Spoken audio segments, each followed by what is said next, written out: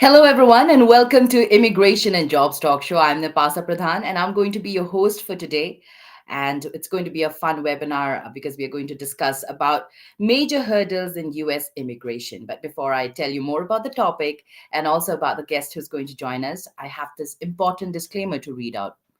And that is by watching our videos, you agree and understand that the information provided by our experts and attorneys, including comments and replies from users, is not legal advice. Use of information is at your own risk. So, once again, a very warm welcome to all you folks who have joined us. And good morning, good afternoon, or good evening, whatever the time zone you may have joined us from.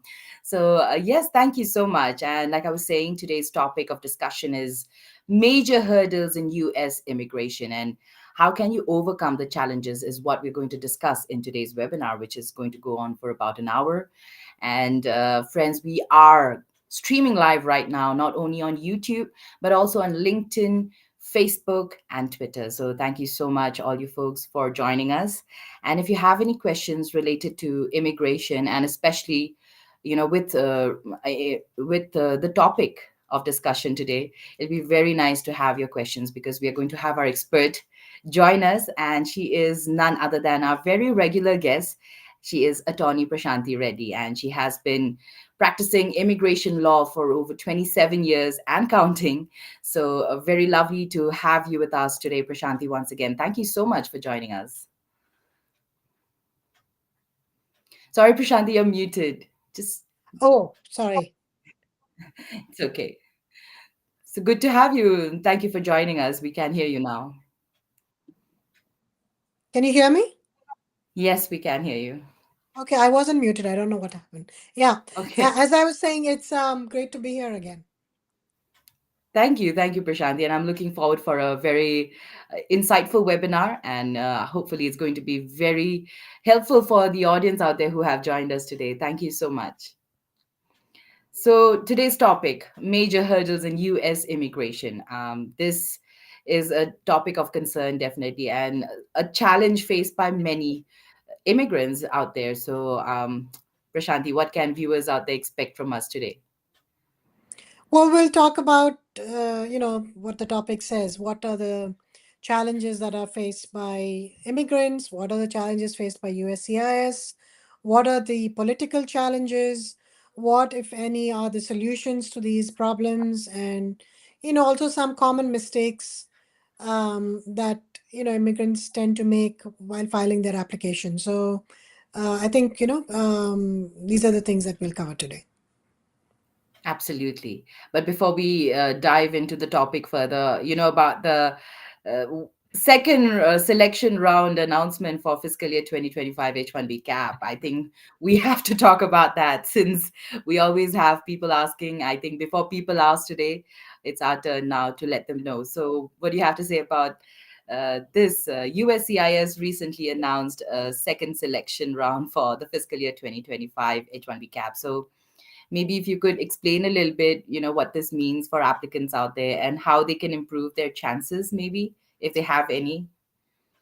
Yes, so that's great news for everyone. USCIS has decided to do conduct another lottery.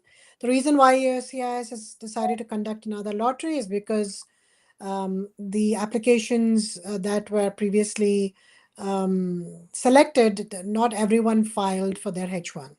So that's what they do usually. They do first round of lottery. They select enough people that they think will even cover the ones that don't file, but looks like they didn't select enough people this time. So they've, though it's over the, if it's 85,000, I think they've selected some 100 and something thousand. So it looks like a lot of people have not filed, and therefore they're still need more numbers to complete the lottery. So because they want to use all the H1B numbers. So when they find that they don't have enough H1s to cover the entire cap, then they do another lottery. And that's what they've Yes. announced yesterday. Their announcement is that they will have another lottery. They have also announced that they will do another lottery, but not for the master's quota. The Masters, lottery will right. be only for the general quota. What does this mean? This means that um, Anyone, of course, will be everyone will be put into the lottery again. All those people who have registered as of the deadline in March, you cannot register again. So Mm-hmm. those people who have already registered will be put into the lottery again. There won't be a separate lottery for master's cap people. Usually, how it works is there's a 20,000 numbers are put aside for master's degree holders, US master's degree holders, Mm-hmm. and the rest of the 65,000 are for the general cap. So what happens Mm-hmm. for master's degree holders is they get two picks into the lottery. So they're first put into the 20,000 lottery for the master's Mm-hmm. cap, and then if they don't get selected, they're put into the general 65,000 lottery for for everyone else. Yes. So that won't happen, meaning that the master's cap people will not be put into two lotteries. They won't, because it looks like the 20,000 master's cap quota has been filled, but they'll still get Yes. a chance to be put into the regular lottery, Okay. with everyone else, right? So they will have one chance to get selected again, along with everyone else. Mm-hmm. And they haven't done the lottery yet. They'll do it in the near future. That's what they said. And once they do it, then we'll get notifications in our USCIS portal Mm-hmm. as to which cases have been selected. And they will finally then include, selected, not selected, denied. These are the things that'll come up as final status on our portal. And the selection notices will also be attached as PDFs in the portal. So we just print it out and then submit it along with the application. Once they do the lottery, then they will again give us 90 days to file the H1. So you'll have 90 days starting from the date that the lottery is conducted. Mm-hmm. It'll also say on the notice as to when your 90 days period is getting over. So perhaps if they do the lottery in August, then November might be the end date to file all your H1s. Maybe the end of November. So we have to wait and see. Mm-hmm. So that is information about your lottery, and that's breaking information. Everybody's It been is. waiting for it. There was a lot of speculation as to whether there will be a lottery, there won't be a lottery. A Right. lot of people on the ground, a lot of companies, IT companies, did tell me that the market is bad, so they have not filed, even though they have been picked. Their Mm-hmm. candidates have been picked in the lottery. So this was somewhat expected, but you never know with USCIS. Also, we don't know how many cases, how many numbers are left over. So we don't know that either. So we don't know how many people they will select for this lottery. We'll Yes. wait and see. They do announce those numbers end of the fiscal year, so we will have those numbers at some point. Mm-hmm. But as of now, we don't know how many more numbers are available. So we don't know if it's a lot or if it's only a few. So let's wait and see. Yes, absolutely. But it is the time where you can definitely be excited, friends, and look forward for this second lottery that you have been waiting for. So they have finally announced yesterday, and it is happening. So look forward for it. And all the very best to each one of you. Probably folks out there who couldn't make it to the first lottery. This is your second chance, and let's hope for the best. Pray hard and keep your fingers crossed as well. So thank you so much, Prashanti, for that update and definitely a breaking news. So once the numbers are out or any other update on this is also available, we are sure going to update you. So don't forget to subscribe to our channel, Immigration and Jobs Talk Show. And thank you so much, Prashanti, for that once again. Moving Welcome. on to our topic back again, major hurdles in US immigration and how can you overcome the challenges? I have another question regarding this, actually, the first question.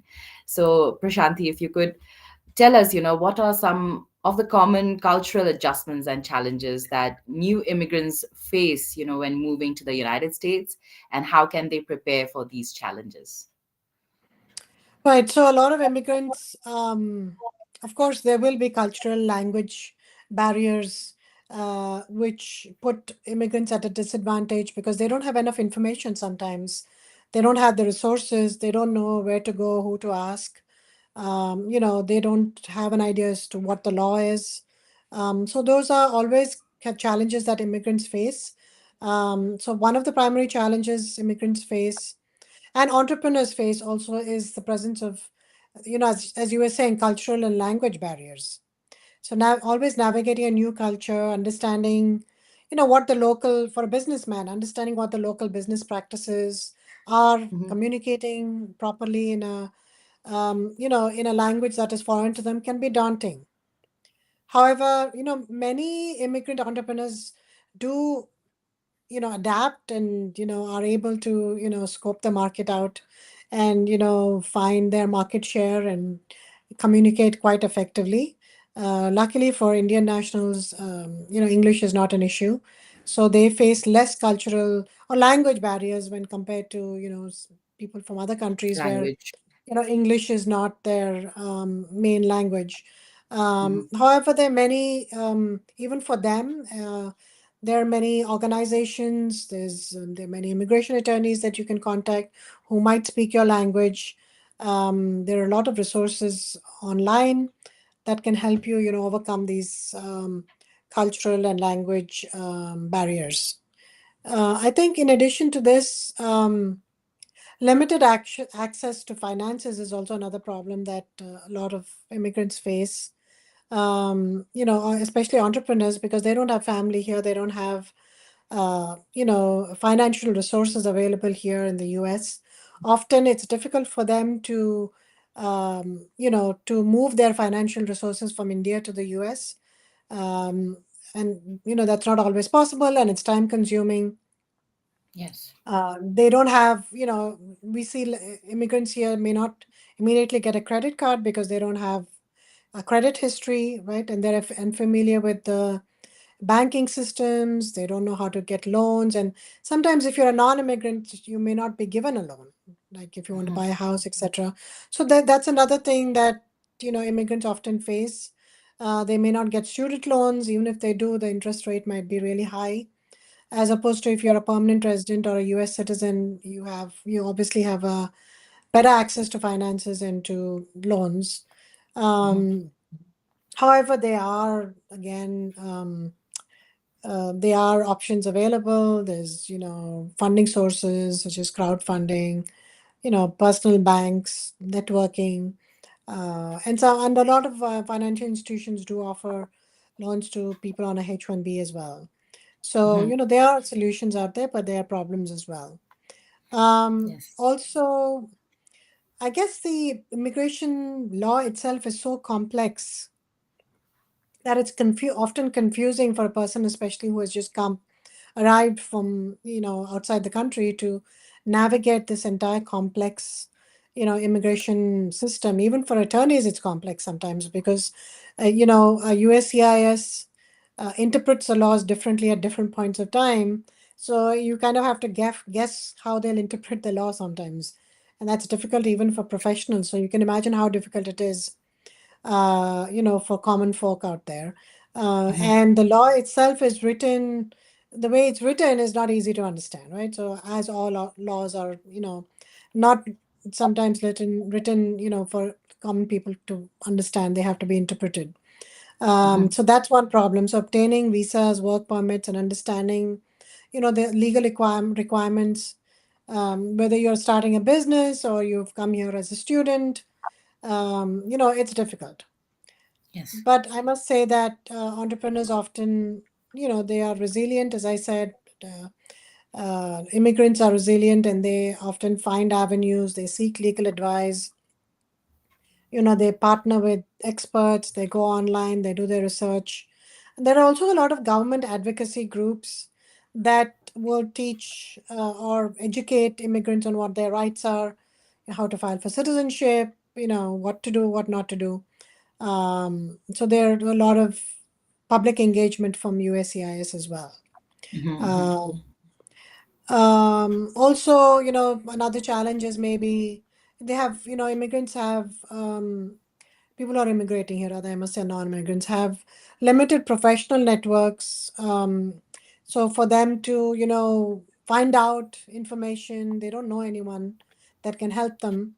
They're mostly, they might be, like if a student comes here, they might be all alone. They might not have any family here. They have Yes. to depend on their peers and their other student bodies, or maybe their DSO in their school, to find out Yes. what kind of you know to find out about everything, not just immigration but everything, where to get a Yes. credit Yes. card, how to open a bank account, everything. But Yes. luckily there are a lot of mentorship programs, and there is a lot of support out there for entrepreneurs as well as for people who come on a H1, or students who come here. So there is some help out there. So you know it's a matter of finding the help. Mhm. And last but not the least, I think what a lot of newly people who come here newly encounter is trying to balance out their family responsibilities, their entrepreneurial pursuits, keeping in status, their job. It all becomes rather overwhelming and difficult, right? So, especially for people who have young children, if they're trying to set up a business at the same time, trying to figure out what the laws are, open a bank account, etc., etc. It can be very daunting. But again, there is a lot of support out there. So I look for the support. Don't try to do everything on your own. So that is Yes. some of the hurdles and some solutions available for immigrants, people immigrating to the US, in general. Thank you. Thank you, Prashanti. Thank you. That was very clear, actually. But when we talk about culture, especially, and if you think about America, I think what comes to mind is the work culture, how people are actually in America to hustle and to make money and to have a better future, retire early, maybe, things like that. So that is the common culture that comes to the mind. But if you can give us a little picture of just like that, like a sort of a culture out in America, so that people out there from different parts of the world can really know what are they going to expose themselves to when they move to the United States. Um, Again, I always try, Nipasa, to stick only to immigration. I So I don't know. want to go into the culture part of it, because I just feel that, I'm an expert in immigration and not necessarily in culture, but in general, because I've lived here In for some general, years, yes. and since you're asking, yeah. I mean, yeah, as you said, there is the culture here is, people are very hardworking. Most people are. But, if you're coming from India, especially, that should not be a problem for you, because I know Indians are very hardworking as well. Um, but sometimes culturally, when you say something, and your body language may not be interpreted the same way, it's difficult sometimes to and interpret the body language of a person, a local, American, or a person, from that culture. So sometimes those barriers are there.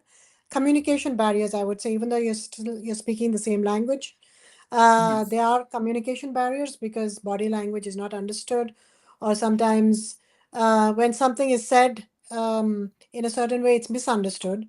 Though you're saying it, it's the way that you say it and what you mean when you say something, right? The Right. underlying meaning is sometimes misunderstood. So, when you come here and if you're new, always ask. Don't be afraid to ask questions. If you don't understand what the person means or intends, always ask. And people here are very straightforward. They're not cunning or conniving, and they will take you at face value, right? They will not have any preconceptions about you. They don't usually have preconceptions about people. They will take you at face value, Mhm. and only if you prove otherwise will they then, form an opinion of you. So people don't generally form an opinion of someone at the get-go, which sometimes people from other cultures do. So that's True. that's a refreshing change. They're very frank and upfront. So that's Nice. something to keep in mind, that they're not judging you. I mean, there is racism and all that, but in general, people don't, they're pretty straightforward, and they will take whatever you say literally, and they will believe whatever you say if you say it, right? So, because they're not cynical, and like our Mhm. cultures tend to be, sometimes we tend to be cynical. So that's the only, I think, something that maybe I should mention. And Sure. also the laws are different here in this country. So always keep in mind the laws are stricter. So you might think that you're stealing something or shoplifting which might be okay in India, but here you'll get into a lot of trouble if you're an immigrant. So please be careful with even small things. I mean, getting into an altercation with someone might actually end up being assault, right? It might be verbal assault. You might not actually hit someone or cause anyone physical harm. So don't get into any altercations with anyone at any social situations or in a bar, etc. Mhm. Be very careful with, no means no. So, rape is a big issue here. Consent is very important. So keep that in mind as well. So these are the few things that students tend to get into trouble for. And that's why I thought I should mention it. Yes, Uh, thank you. Not knowing the law, listening to someone else as to what the law is, thinking that it's okay to break the law because they won't get into trouble. These are a few things to keep in mind. Even simple things like having a driver's license, driving without a driver's license is a huge problem. If you get into an accident and someone gets hurt, it's a felony and you can be deported. Same way with shoplifting, same way with the other things that you might think are petty offenses might actually be felonies, and you don't want to even, have the cops, um, have any encounters with the cops of any kind, because Right. that can affect your immigration status. Thank you so much. Thank you for putting that all out there on the table for us, Prashanti. I'm sure people out there have an idea now what they will be going to if they're planning to move to America for their future. I mean, whether it's studies or working. And like Prashanti has already mentioned, friends, you may not have the language barrier, and also, but also, at the same time, the local lingo matters. So what you may say, they may not understand, or what they may be saying in the same language, English, you may not understand clearly. So it's always better to make sure, confirm, ask, and re-ask. I think it's always best to play safe. And also, same goes with the rules and the law. So do your research properly and see that you're not misled, and don't have the misconception that they are already judging you. All right, ask. That's always best. Thank you, Prashanti. All right, let's move on now. I got another question for you, and that is, how can having an experienced immigration attorney help individuals overcome USCIS denials and realize their residency dreams? Uh, so after there's some basic mistakes that people make when they try to file their applications themselves. Um, and so you should, if you use an attorney, it's unlikely that those mistakes will be made because they do this all the time and they have certain processes in place. I mean, human error is something that you can't avoid, but I think they're less likely to make that human error than you are because they know what to look for. They know they have, as I said, processes in place. They have two or three people reviewing your case, and also they have a unique knowledge, right, which you may not have. Even if you read online, you may not have the knowledge that they have, right? So they have the knowledge that will help you encounter any situation and will help you um, be able to file the application correctly. Application is not just simply filling out forms, and sometimes even those forms, though it might seem to be pretty straightforward, it's not straightforward. And Okay. there are so many instances that I can tell you about. If you're not aware of what USCIS is looking for, you might answer a question incorrectly. You might give the incorrect information because you don't know what the repercussions are, and you don't know actually what USCIS is looking for. Sometimes you might even misunderstand the question. So it's important that you prepare your immigration petition correctly. Even if you're either whether you're doing this on your own or you're doing it through an attorney, and I recommend doing that always through your attorney. Even if they're doing it, you can always make sure that your name, your date of birth, your date of last arrival, all that information is given to them properly so that they can they can enter all the information correctly. Um, the fee is very important that you submit the correct fee, and this is Yes. something an immigration attorney can help you with because the fee is very, very complicated, especially for certain cases. And especially now, where they have add on fees which are applicable, not applicable to you. it's not, it is confusing even for us as to what the fees are on a Hmm. particular petition, and it took us a while to read and reread the regs and their the practice tips and information that USCIS has provided to understand, for example, what the H-1B fee is, whether the additional asylum fee applies to you or not, um, what the I-130, like a family-based petition, whether what the fee is. Uh, if you're a certain age, if you're under 14, it's a certain fee. If you're adult, it's a certain fee. When you are over 75, there was a different fee, but now that fee has been removed, right? So things Hmm. keep changing rapidly. So it's difficult for you to keep yourself updated. You might go to a website and look at the fee, and that might not be the correct fee because it's changed, and that particular website was not updated, right? True, So true. always make sure you use an attorney for that purpose. Um, you know, providing information.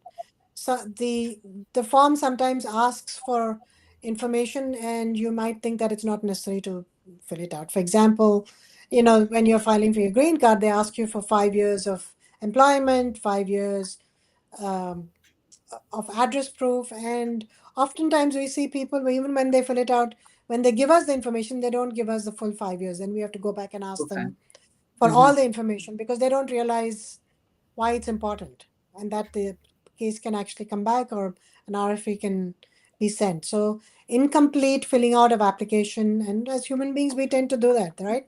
We don't, if Right. it's a application is really really lengthy, we think that okay, we've given them enough information. If they need more, they'll ask for it.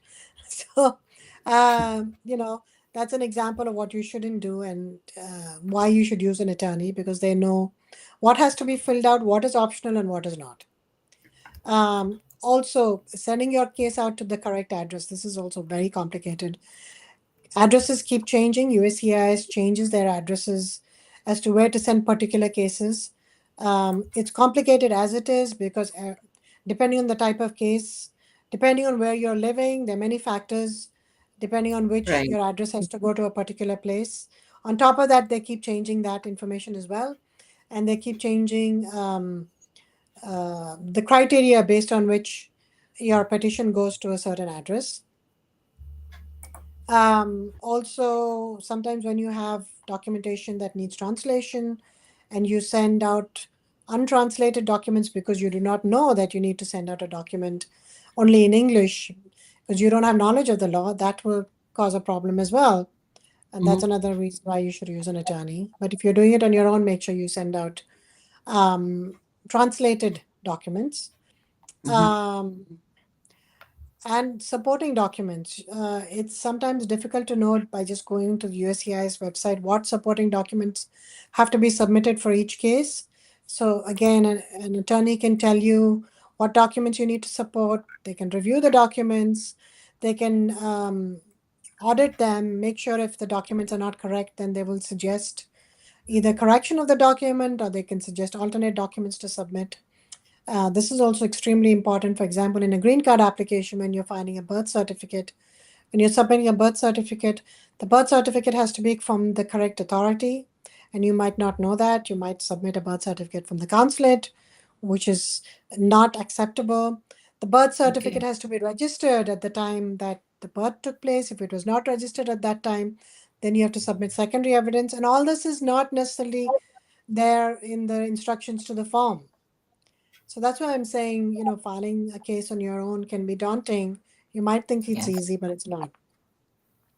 Um, Also, you know, preparing you for your immigration interviews. When you file a green card, when you file a H-1, you have to go for a visa interview. When you file a green card, you'll go for a green card interview, and the attorney can prepare you and tell you what to expect in a Hmm. marriage-based interview or other family-based or employment-based interviews. This also again, when if you read up, you may not get proper information on how you need to prepare, what the common questions are, etc., etc.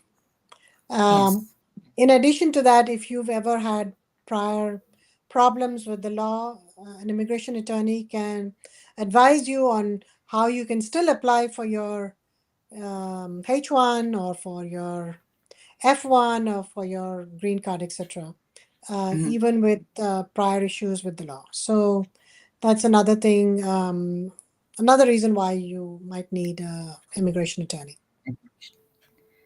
Absolutely. And so, do you need an immigration attorney? We would all say yes, you definitely need, because there are so many things to keep in mind while filing your visa application, whether you're a student, an employer, an employee, or maybe you're going for a family-based visa. For all these, and there are so many steps and so many things to keep in mind for each document, just like Prashanti has said. So, you should, I think, yes, you should definitely have an attorney to go through your whole case and help you, I mean, see you through the whole process for sure. But if you cannot afford one, but it's always good to consult one so that you'll be guided in the right direction.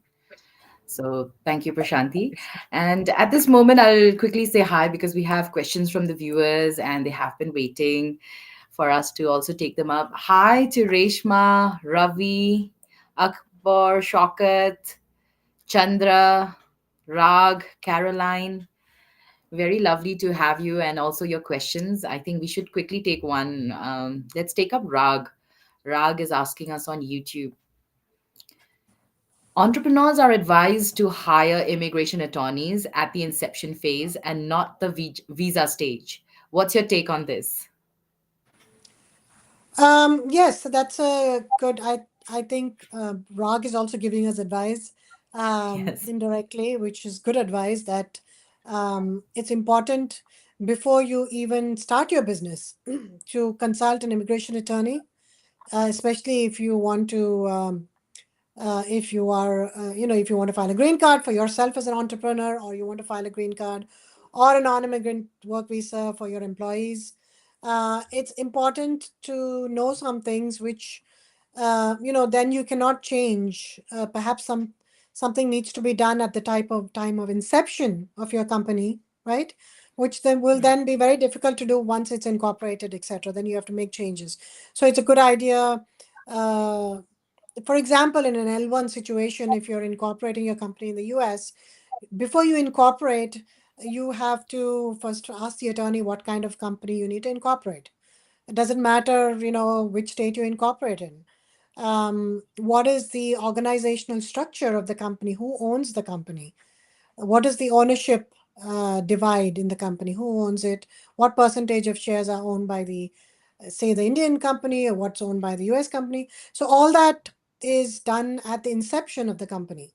So it's important to speak to an immigration attorney before you start the process rather than doing it midway. So at the visa stage is really midway. So you should do it in the beginning. Right, right. Thank you so much, Rag, for that very interesting question and indirectly giving us advice as well. And also Prashanti for seconding Rag and explaining it further for us. So, Caroline, where we move, I'm sure this is a very interesting question, but we will take this up after the break. It's now time for a quick break, actually. So, friends out there, if you want to contact Attorney Prashanti directly, you should definitely give her a call and give her contact her. And her number is displayed on the screen. Her number is 212-354-1010. Once again, I repeat, 212-354-1010. And also you can email Prashanti at reddyesq.com. And to get to know more about Prashanti Reddy and also the law offices of Prashanti Reddy, go visit this website, reddyesq.com. And folks, don't go anywhere because we will be talking further on the major hurdles in US immigration and how can you overcome these challenges, only on Immigration and Jobs Talk Show with me, Napasa Pradhan.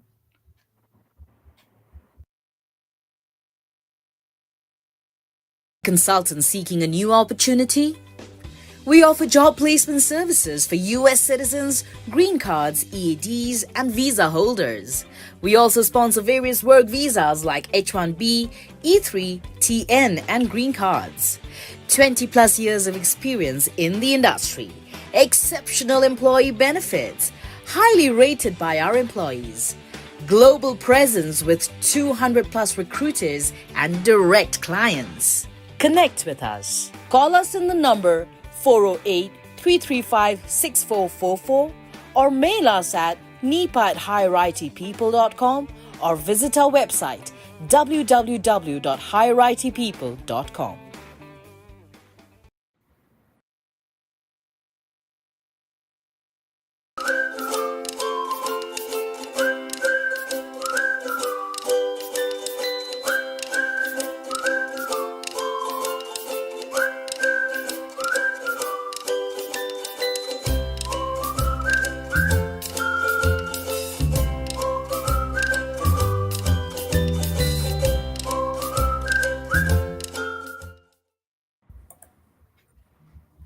Hello, everyone, and welcome to Immigration and Jobs Talk Show. This is Nipasa Pradhan, and very happy to have you back.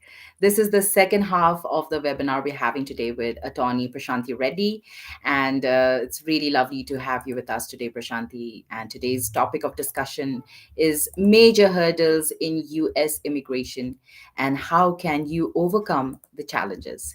So far, so good, and it's been very interesting this session. And we also took up a question from the audience. Rag, thank you for your question once again. And I was saying before we went off of the break that we will take up Caroline's question. So, Prashanthi, I think we'll just go for it. Okay. Sure. Caroline is asking on YouTube.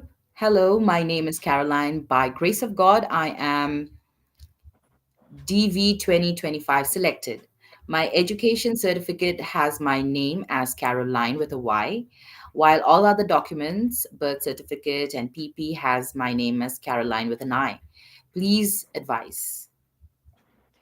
I don't see an issue with this. It's not something that can't be fixed.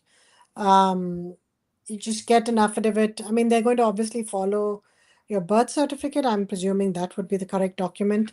Um, it's just your educational documents that have the wrong name. So you can always submit an affidavit from, your parents, or people who have known you throughout your life that your name is this and this.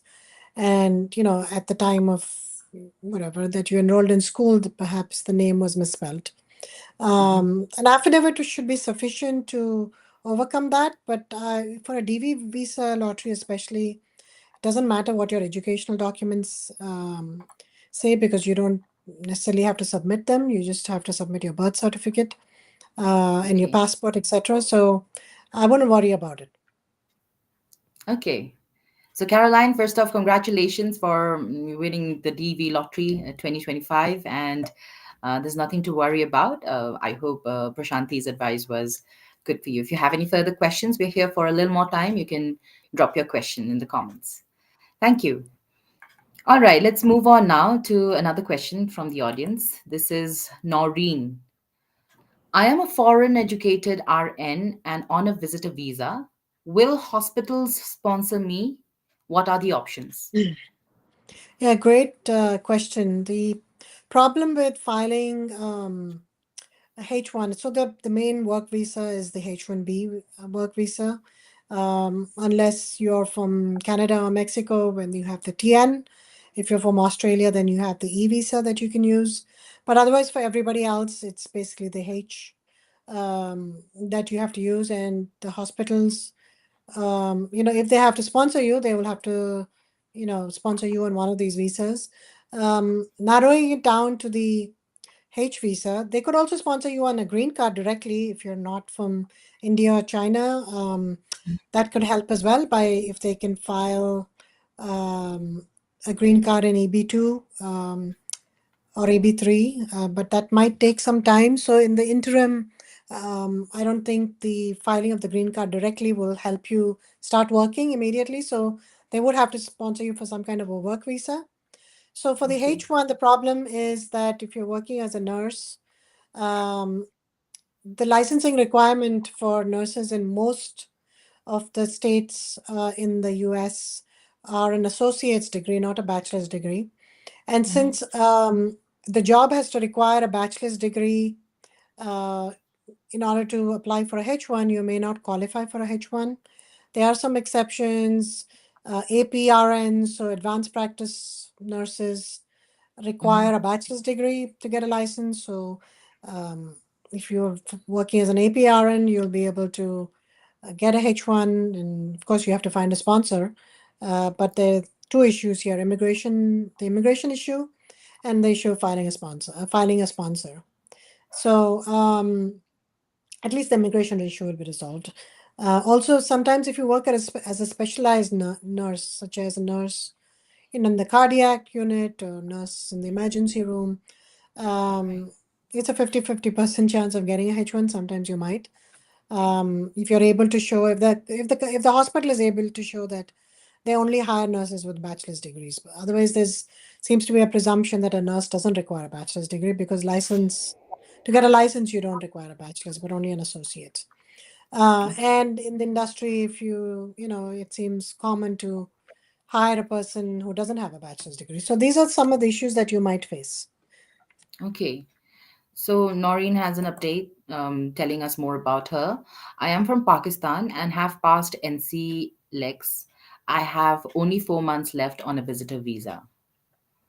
Right. Yeah. So yeah, you'd have to go with the H, if someone is able to sponsor you. And whatever I said about the H1, you have to overcome those issues.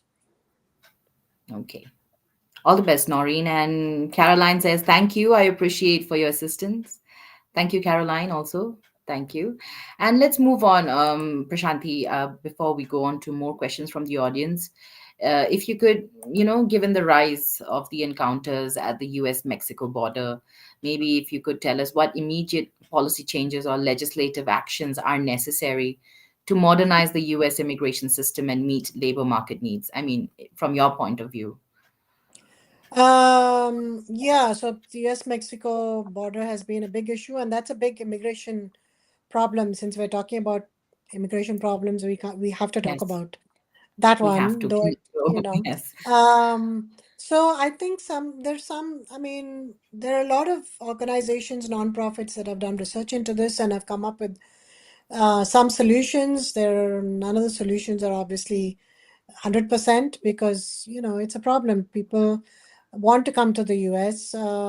They take great risks for themselves and their families to come to the US, because some of them who are coming legally, it's fine, but people who don't have a way of coming legally try to come illegally into the US. And so it's difficult to stop that flow of population from coming across the border. Though, there is a wall, there is CBP, there is border enforcement, border patrol, etc., etc. But all of that, because the border is so huge and people are willing to take any amount of risk to do it, because of the problems that they have back home, whether it be economic or it be political, or it might be Mm, that they have, they're fearing for their lives, whatever the issue might be, they're mhm, desperate, right? So it's difficult to stop people from coming in. But there are some recommendations that, might work. For example, expand CBP capacity. So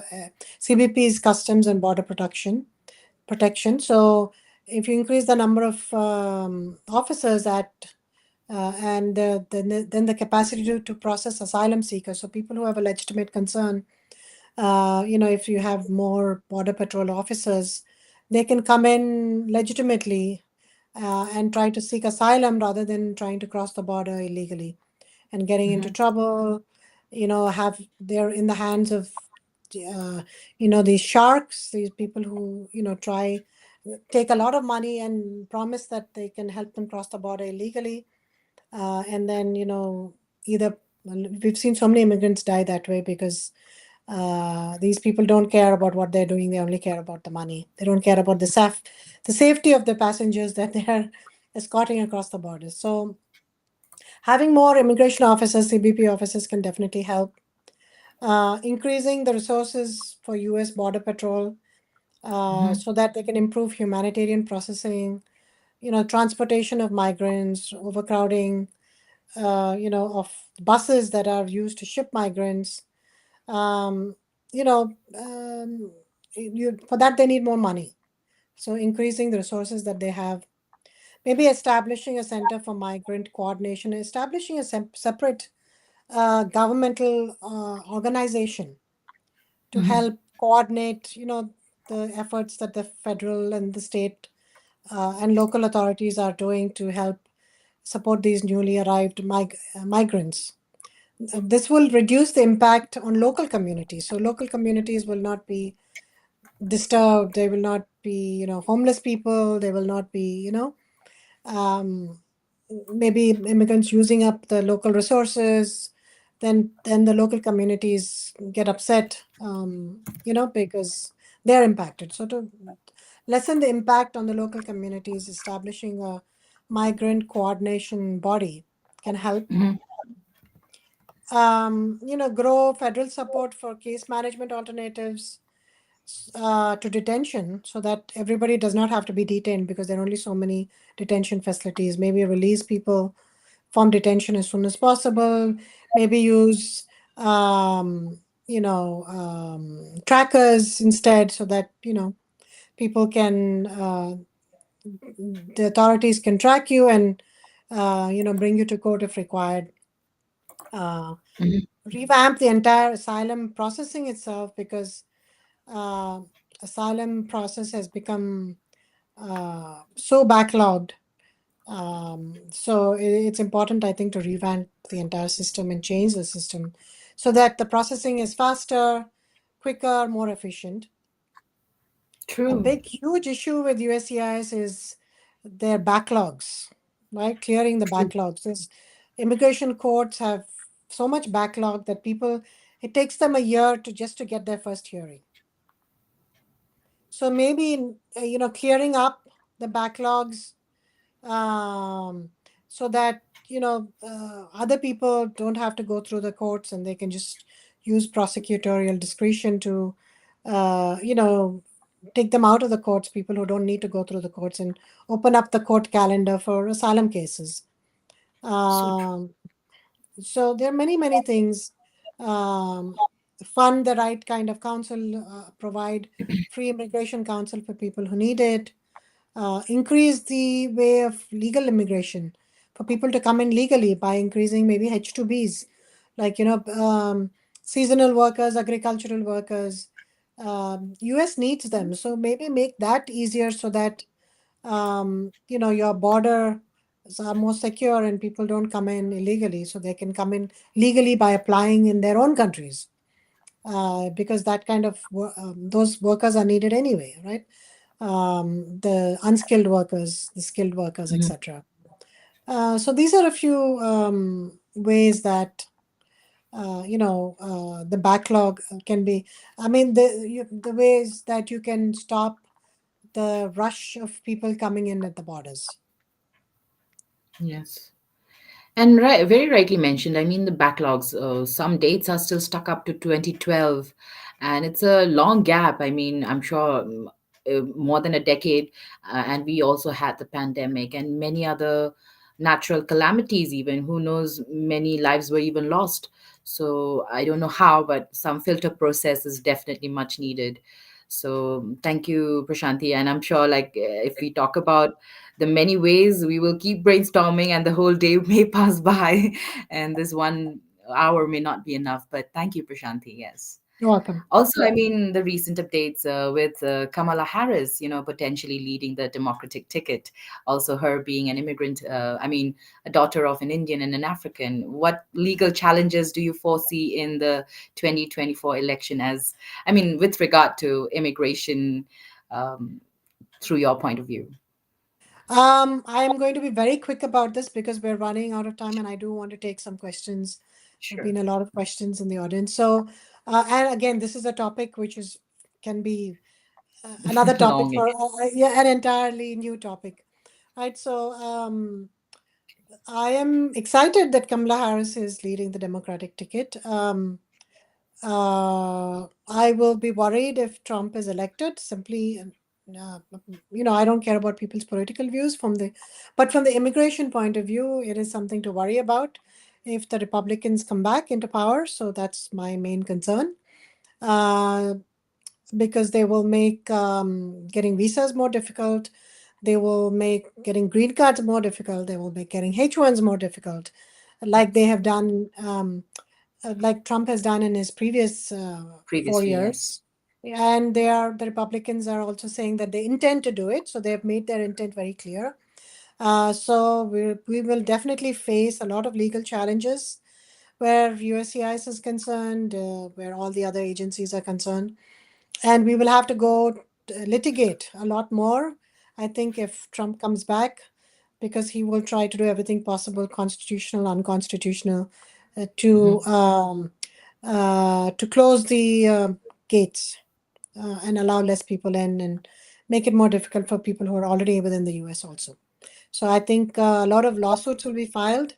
That's what I envision if the Republicans come back into power. And people will face a lot of difficulty, but nothing is permanent and there's always solutions for every problem. So let's hope we'll be able to help those people that will face the problems if that happens. That's why we're here as immigration attorneys. Absolutely, and I do hope to see good changes in the immigration field as well. All right, let's move on now quickly to the questions, and this one is related to what we just spoke about just now. Caroline asking again: Will Donald Trump affect green card in Africa in case he becomes the next president of USA? Donald Trump will affect green cards everywhere in the world because Republican Party has an anti-immigration stand. They're very clear about what their stand is with reference to immigration. So doesn't matter where you come from. If you are a non-immigrant seeking to immigrate to the US, you will have a more difficult time. Thank you, Caroline, for that question. Also, all right, moving on to this next one. This is from Hussein, also on YouTube. I got my ETA 1998 approved by DOL now. I-140 is under review from February 2024. EB3 visa for other workers category once approved. I-140, what are the chances to get visa from consular or embassy stage? Sorry, I mean my Yeah, punctuations may not be so right. it's okay. AB3 visa for other work categories once approved. So, if you have, looks like you're outside the country then because you're asking about consular processing. If you're EB3 and you're outside the country, it's going to take a long, long, long time because if you, depending, of course, I'm presuming you're Indian national, but if you're not an Indian national, then just look at the visa bulletin for all other countries. EB3 is still backlogged. So you have to look at the dates that they're working on. And if the dates remain current, and then once the I-140 is approved, if you're outside the country, you'll be able to file your immigrant visa petition. And that process takes about 10-12 months. And if the visa numbers continue to be available at that time, you'll be called by the consulate for an immigrant visa interview, and you'll be given a green card if the priority date is current. So that's the process, but it will take some time. Okay. All the best to Hussein. I hope you figure out what would work best for you. But if you have further questions, you can always comment even after the stream has ended, and even better, contact Attorney Prashanthi directly. Moving on now to this next question, another one from Rag, also on YouTube. Does the rapport with the paralegal at the immigration law firm matter? And do they make or break the case more than the immigration attorney themselves? Not in a good law firm, that shouldn't uh, happen because the ultimate review and is done by the immigration attorney themselves. It has to Hmm. be in any good law firm and by law as well. The immigration attorney is required to, if there's a G28, they're required to review the application before it goes out. I mean, having a good rapport with anyone always makes life much easier, right? We know that from the human point of view, it's always good to be have a good rapport with whoever you're working with. Hmm. Same with us, right? In our law firm, we try to have a good rapport with our clients and develop a personal relationship. So it always has to be both ways. But then things get hurdles are cleared, misunderstandings are less, and things get much more pleasant and easy. So it's always good to Hmm. have a good rapport. But I'm not saying because you have a bad rapport or you don't like the paralegal that they have the power somewhere to somehow to mess up your case. They definitely don't. The immigration attorney should take care.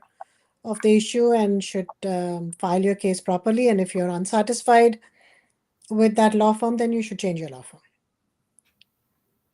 Thank you. Thank you for taking that up, Farag. Oh, he already says, thanks, Prashanti and Nipasa. Well, thank you. Thank you for tuning in. And Hussein has an update saying, yes, he's outside the country. He has a Pakistani passport and living in the UAE. Oh, okay, okay. So yeah, so then that was the basis of my answer as well. Thank you. And he says, thank you as well. Thank you. Thank you, Hussein, as well. All right, let's take up another question now. This one is from Reshma. I am facing a lengthy separation from my family due to US immigration backlog. Are there any alternative options or strategies to expedite the process, such as applying for a provisional waiver or seeking humanitarian parole? Can I also explore other visa categories, such as an H-1B or L-1 visa, to reunite with my family sooner? It would be better if you told me what was your particular case, what status you're. I mean, maybe you have not filed a green card, or you don't have. I see. In order to answer your From question, I need to know what your immigration case is, what you filed. Um, in general, green cards are taking a long time, but you don't need to be separated from your family because your dependents can come on a non-immigrant dependent visa. Um, so, just give us more information about yourself so we can kind of fine tune our answer to suit, that'll help you. So rather than giving a vague, broad answer, which might not help you, um, yeah, just give us more information about yourself. All right, all right. Thank you, Reshma. And moving on now quickly to this one is from Chandra. What are the reasons why many individuals who were selected in the first H-1B lottery did not proceed with filing their applications? And It's does this indicate that the US job market is not doing well, or are there any other factors at play? I think it's mainly the US. You've answered your own question. It's mainly the US job market not doing well, the layoffs.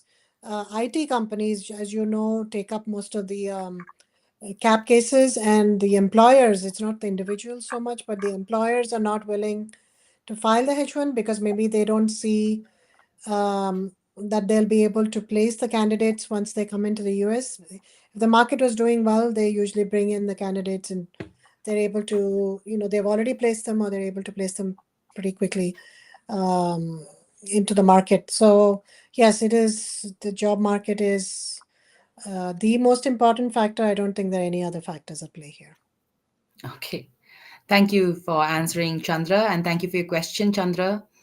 And now, last question from the audience, and we will wrap up our show after this. From Ravi. I've been waiting for my priority date to become current for my employment based green card application, but it's taking much longer than expected. Are there any strategies to expedite the process, such as filing a mandamus lawsuit or switching to a different visa category, similar So, to? yeah, so it really depends on what your status is. Are you waiting because your priority date is not available? Then there's not much you can do. You can't file a mandamus lawsuit. But if your priority date is available and your 485 has not been processed for more than 12 months, for example, then that would be a good mandamus lawsuit. So mandamus is basically compelling the government, any government body to do what they're supposed to do. You're compelling them to act within a Okay. reasonable period of time. That's what a mandamus is. So that would be a good idea to do. Um, I don't know which category you applied in. If we're talking about the green card, then perhaps if you've applied in EB2 or EB3, you can try applying in EB1. But I must tell you that not everyone qualifies for EB1. It's either multinational executives or extraordinary ability or researchers or extraordinary ability in the sciences, arts, sports, etc. Only they qualify. So you have to see whether you qualify or not. Okay. Thank you so much. I think with this, we've come to the end of our show, and with all the questions we have collectively, whether from our audience or from my end as well. Thank you so much, Prashanti, for patiently answering each one of them and making this whole session a very interesting one and an insightful one. Thank you. Thank you for having me, and I look forward to seeing you next week. Me too, me too. So thank you so much. And friends, if you have any further questions or want to contact attorney Prashanti Reddy directly, the details are on the screen. You can call her on the number 212-354-1010 or even email her prashanti@reddyesq.com. Please note down the spellings. They may be different. And also, if you want to get to know more about attorney Prashanti Reddy and the law offices of Prashanti Reddy, definitely go visit reddyesq.com. Thank you, Prashanti. You have a great day ahead. You too. Thanks. All right, friends. And you too, if you want to contact me, you can call me on this number or even WhatsApp me. My number is on the screen, 408-335-6444. And my email address is neep@higheritpeople.com. And to get to know more about us, definitely go visit www.higheritpeople.com. And I would love to say thank you to each one of you for making this webinar a more interesting one. Thank you for your questions, and thank you, Rag, Hussein. Thank you, Caroline and Noreen, and all you folks out there for your very interesting questions. And I'm happy to tell you that I will be joining you with another webinar and another important guest in another hour. So at 2 p.m. EDT, don't forget to join me for another webinar. It's going to be another interesting session. And thank you so much for now. And don't forget to subscribe to our channel. We are Immigration and Jobs Talk Show, not only on YouTube, but also on Facebook, on LinkedIn, and also on Twitter. So thank you so much for now and have a great day ahead. See you shortly.